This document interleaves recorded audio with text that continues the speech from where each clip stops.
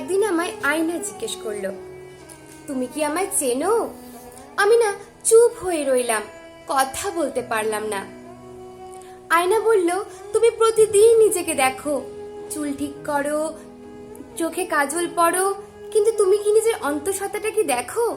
তুমি কি নিজেকে চেনো? আমি না চুপ হয়ে রইলাম, আমি কথা বলতে পারলাম না।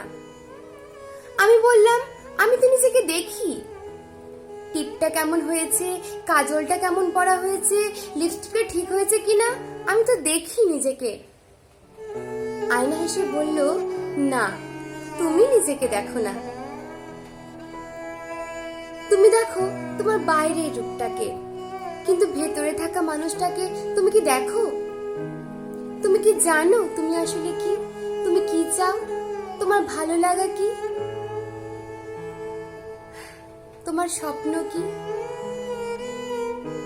আমি না চুপ হয়ে রইলাম, কথা বলতে পারলাম না।